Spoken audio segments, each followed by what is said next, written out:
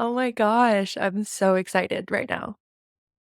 Hello, and welcome back to ShySpace, where we talk about all things pertaining to mental health and manifestation. I took a little hiatus from this project. I may or may not have accidentally disassociated for the past 8 weeks or so.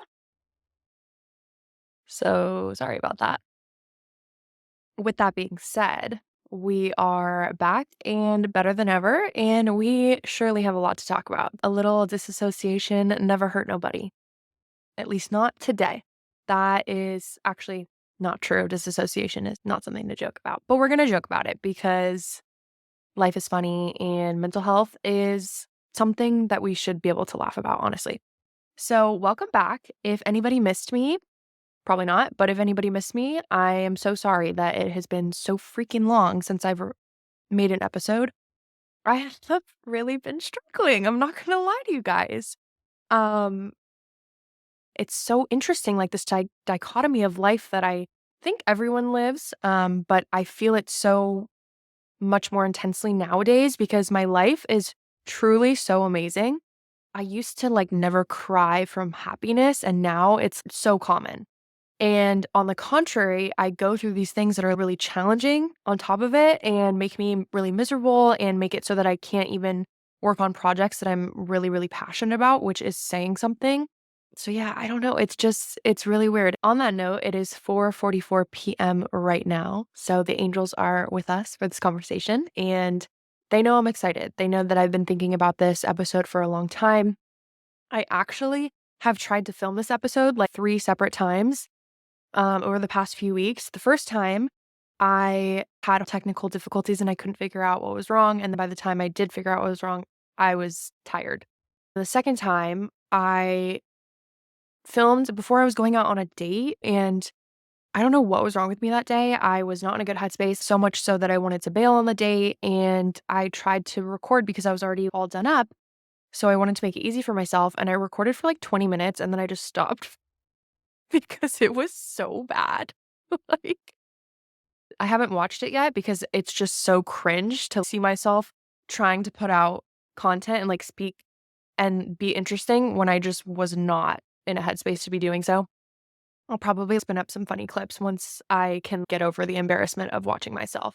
That's something else that, like, I know I've talked about this in the last episode for sure, how it's really difficult for me to do this project because of my mental health, and I don't think that people really understand the level of struggle that I experience while I'm doing this, and it's hard because I love it so much, and then on the opposite end, I'm like, I absolutely hate it. As a person who psychoanalyzes everything about themselves and picks themselves apart, literally, like, inch by inch, like, my physical appearance, my personality, the things I say, the things I do, I'm just always analyzing myself and judging myself and criticizing myself because I wanna be better, and I wanna be more healthy and all those things that we all wanna be, right? But it's hard to watch yourself on a camera and then think about the things that you don't like about yourself that other people might notice, or how the information that you're sharing is being perceived, what people are thinking of you, whether or not they're judging you, whether or not they think you're smart. Like, I have all those thoughts and feelings all the time. And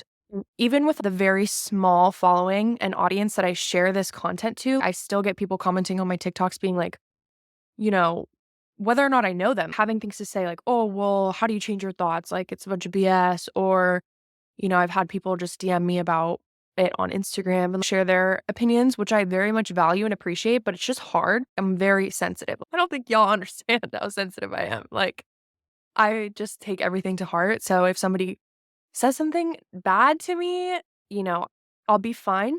I'm a big girl. I can handle it, but like, I might cry a little. I don't know.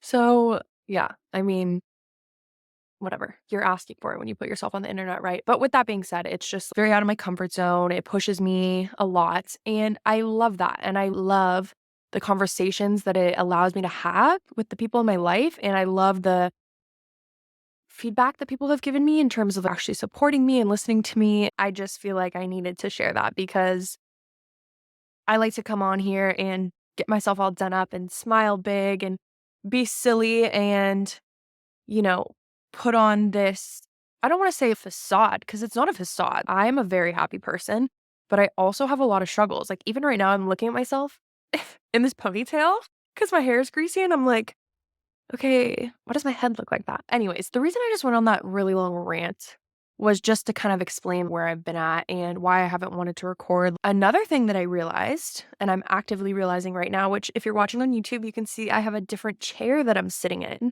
which wouldn't seem like a big deal to most people. I understand that.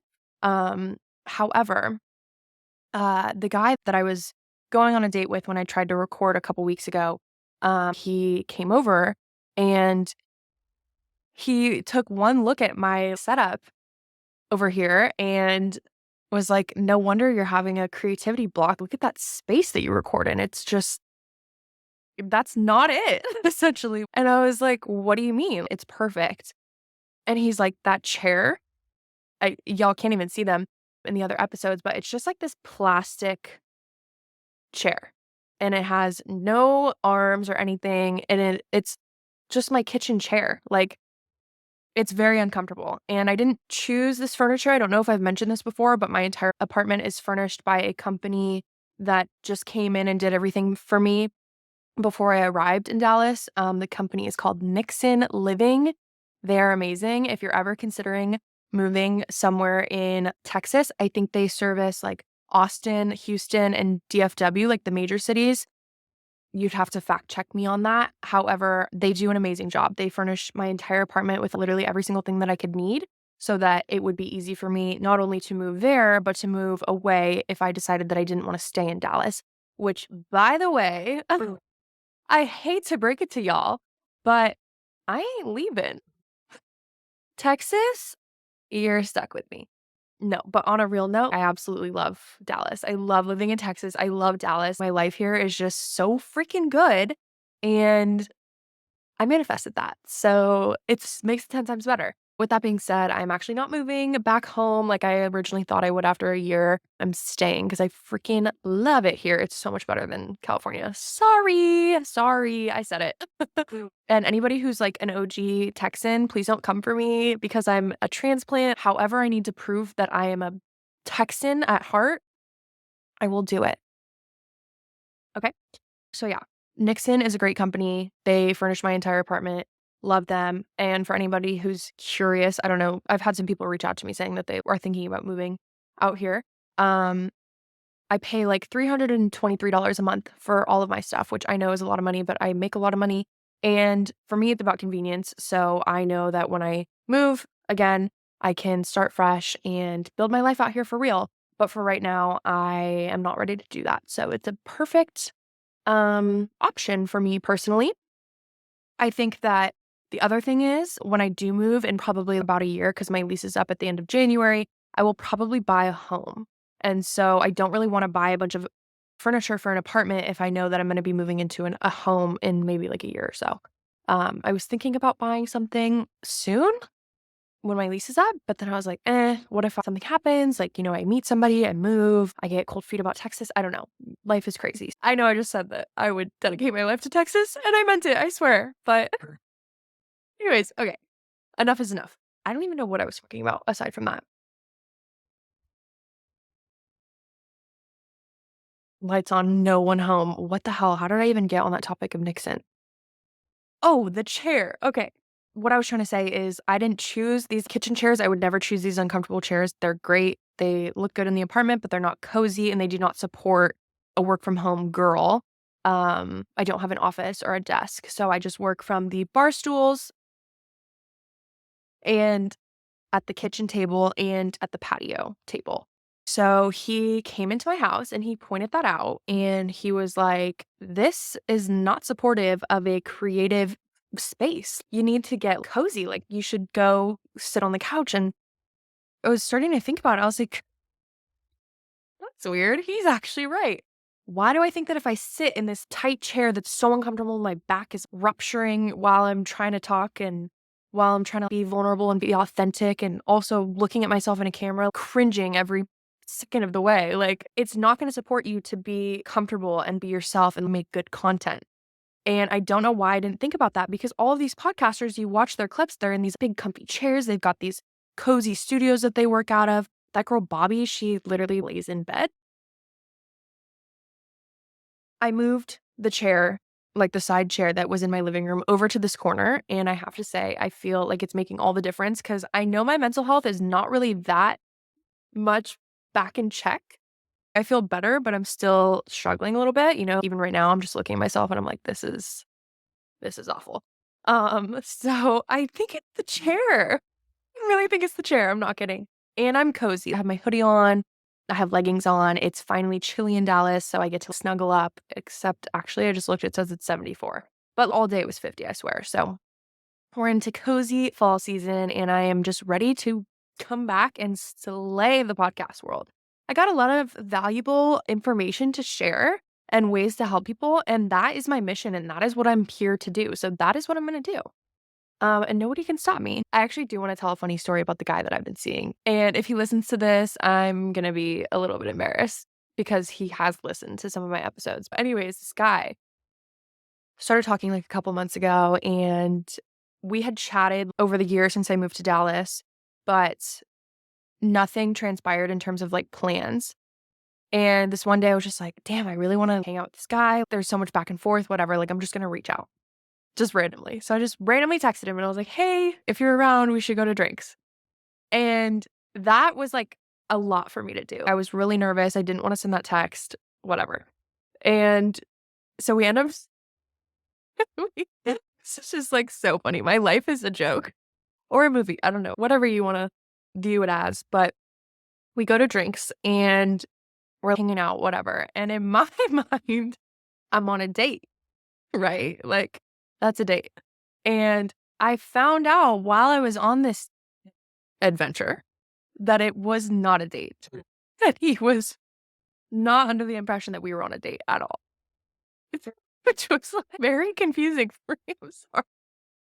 Like, just like, this was one of the most embarrassing things I've ever experienced. And I don't think he realizes like how much it impacted me, but it threw me off for like weeks. So, anyways, I'm going to try to compose myself so I can finish this story. We go on the date. We basically find out that we're not on the same page. And I'm like, oh my gosh, he's saying all these things about how he thinks that I am out of his league. And in my head, I'm like, no, you're out of my league. I was like, oh, he's using that as a cop out. He doesn't think I'm cute or whatever. He thinks I'm weird. He just wants to be friends. And I'm a big weirdo for perceiving it differently. I was like, I've always had a really big crush on you. Because at this point, I might as well just tell him, right? I'm here.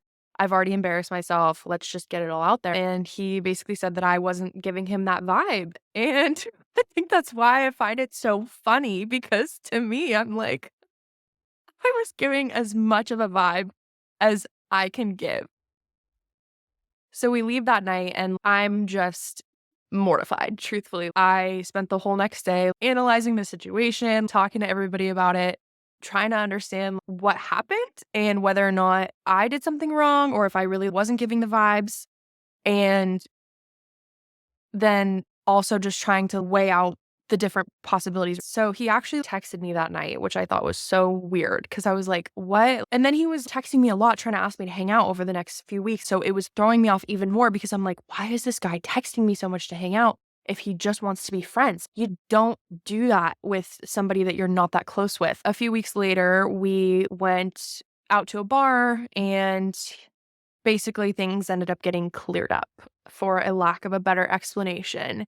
Anyways, I feel like I've gotten all off track, but I know that everybody just loves the raw, authentic information, and this is me giving it. So, like 2 years ago, I went on Accutane, and it was really weird. I just developed acne randomly in 2020-ish. It just got really bad out of nowhere, and I don't really understand why. I went on Accutane, and I was on it for 6 months. My skin was really good for about a year, and then my acne started to come back at the beginning of this year, like right when I moved to Dallas, which I thought was weird. So that has just been a freaking struggle for me because for whatever reason, I associate my value as a person with the way that I look. And I think that's extremely toxic. And I know that it's horrible and I hate that I'm that way. I can't pretend that I'm not. I can only work to better it. And it doesn't help that I grew up in Calabasas, Kardashian land. Like, it's the way of the world. It's the way of the generation that I grew up in, the community that I grew up in LA. It's very much aesthetic driven, looks driven. Perfectionism is kind of an obsession in Los Angeles. It's not just the location that I was growing up in during those important adolescent years. It is the culture that we live in right now. And I think that every single girl that is listening to this can probably relate to me in saying that social media is so freaking bad for your mental health and for your self-esteem and self-image. I am somebody who values authenticity and vulnerability so much so that I'm willing to talk about my deepest, darkest fears and secrets on a podcast. Even with that in mind, I still contribute to the false reality that is portrayed on social media. I think that it's so deeply embedded and ingrained in our society at this point that I don't want to say impossible because I don't believe that anything is impossible, but it feels like it's almost impossible to reverse at this point, especially with AI and everything. It's just constantly evolving and developing further. The reason that I'm saying that I contribute to it is because obviously I post the things where I feel like I look the best. I'm only posting when I look and feel my absolute best. That doesn't represent 90% of the time when I feel absolutely awful. Over the past 8 weeks, I would say the body dysmorphia kind of kicked in a little bit as well. This was really hard for me, especially the past few weeks being on dates. Like is it line dancing? Two-stepping? Two-stepping? I went dancing, some type of country dancing in Texas, and I felt so awful that night. And girls, I just know that you understand that feeling when you're going out and you've done yourself up and you're supposed to feel good and you probably look good, but you don't think that you look good. So your world is just in shambles. I know that y'all know what I'm talking about. It's the worst feeling in the world.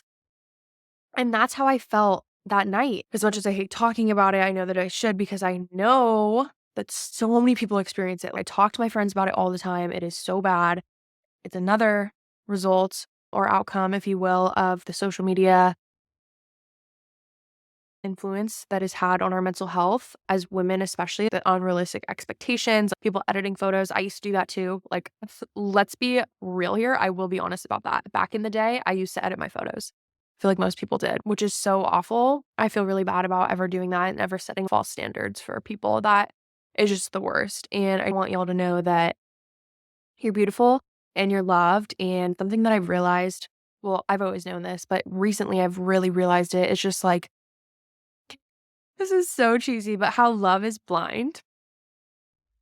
If any of y'all watch that show, I just recently started it and I'm obsessed. I really do believe that love is blind in the sense that, like, when you fall in love with somebody or you love somebody because they're your friend or they're your family member, you don't see them the way that they view themselves ever. You see them in a way that is almost impossible to even conceptualize. You see them through the eyes of Source, through the eyes of God, through the eyes of unconditional love.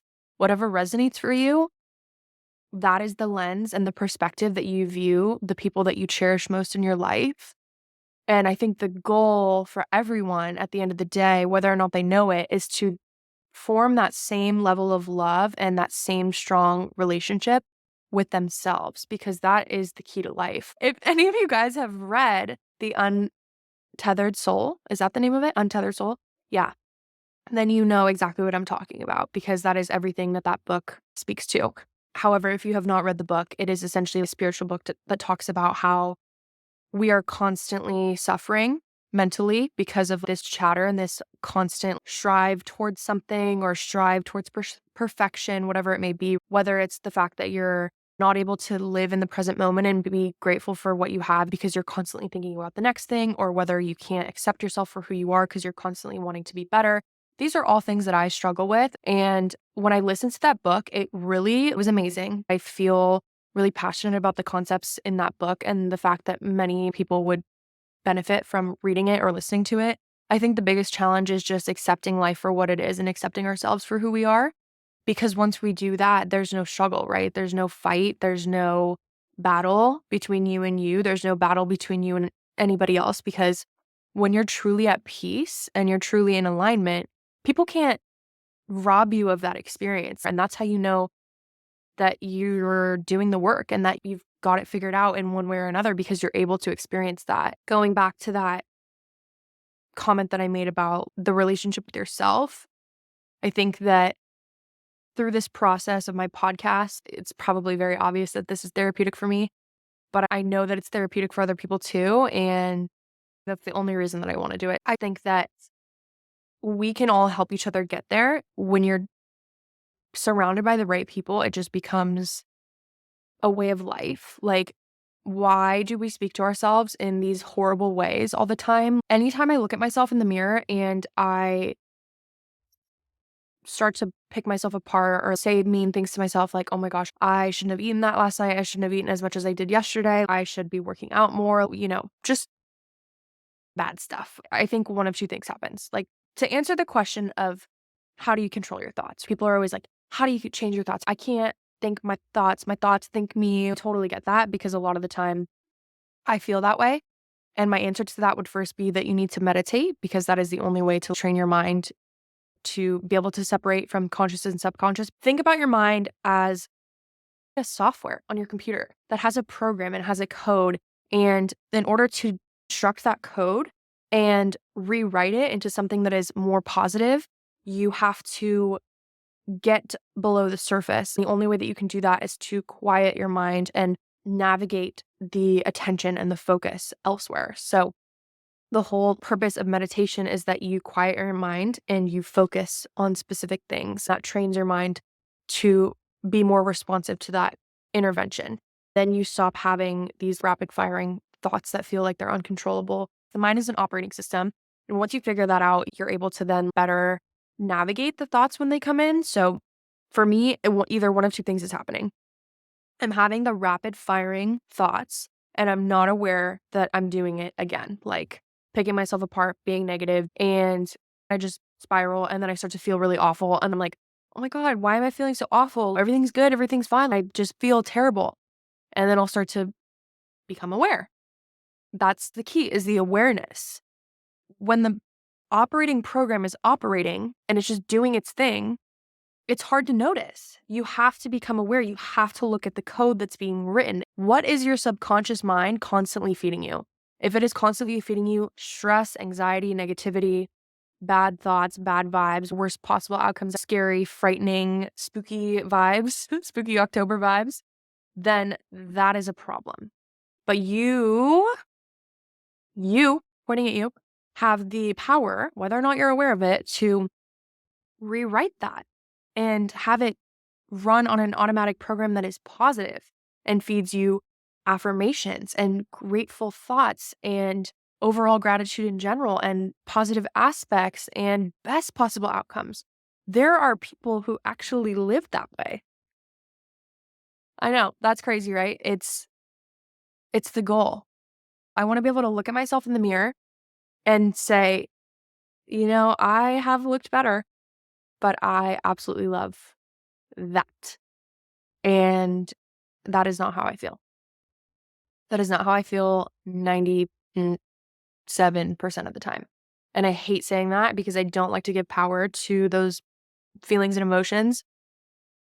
But I also have to acknowledge them so that I can improve them, right? And that is exactly how I feel. I just don't always love what's looking back at me in the mirror.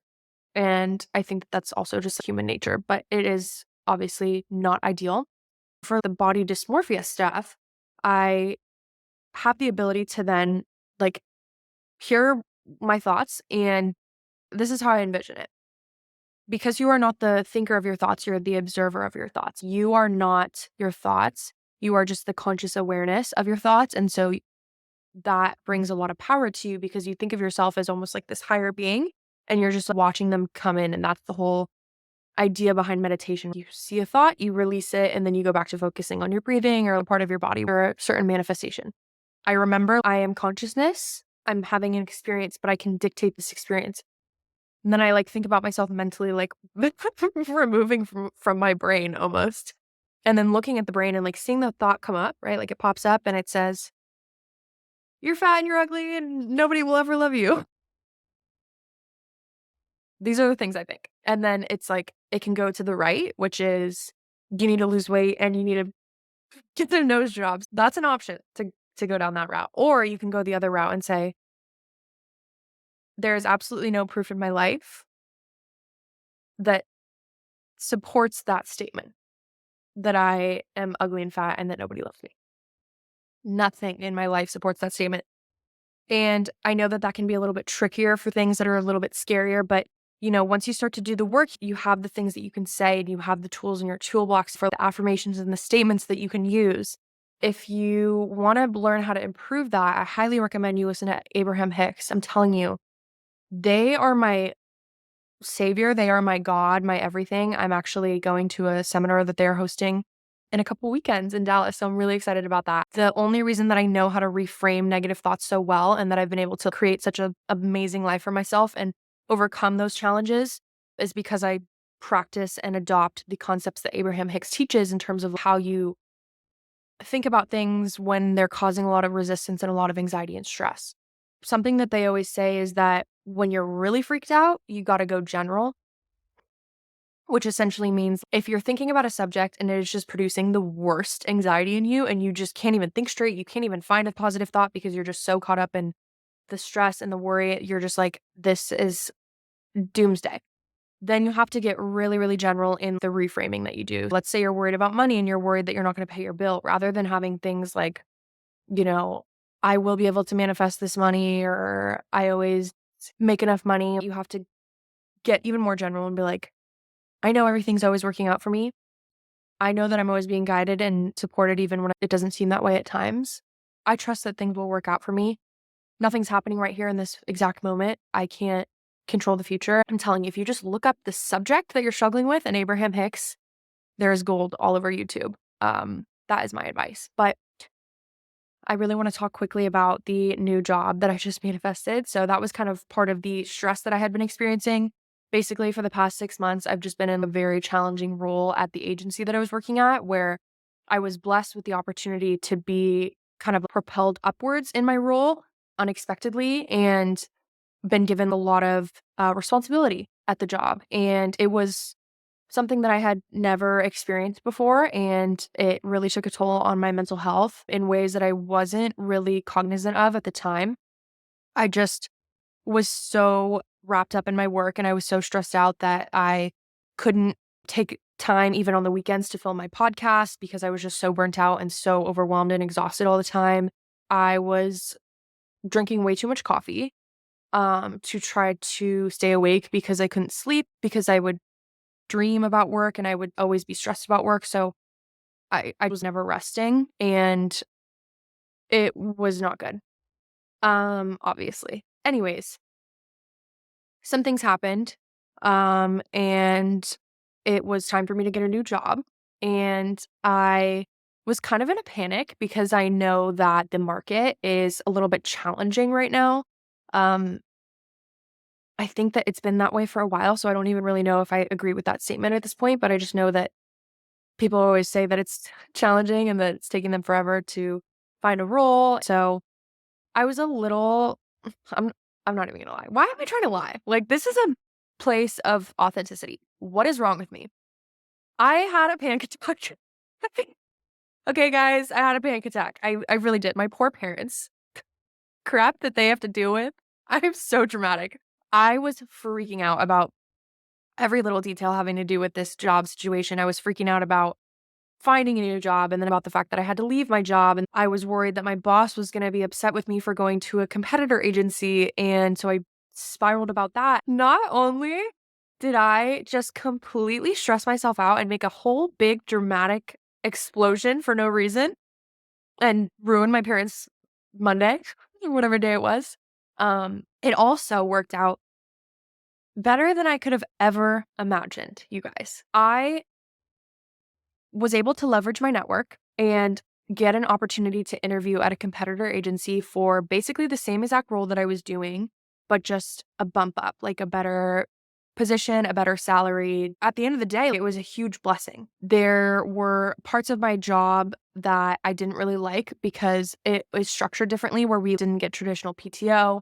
And I thought that I was gonna really vibe with that, and I just ended up feeling like it didn't work for me because I need to be able to separate from work completely and take PTO. Everybody's different. It's just like picking and choosing pros and cons of different situations. So what I had at my previous agency, I absolutely loved.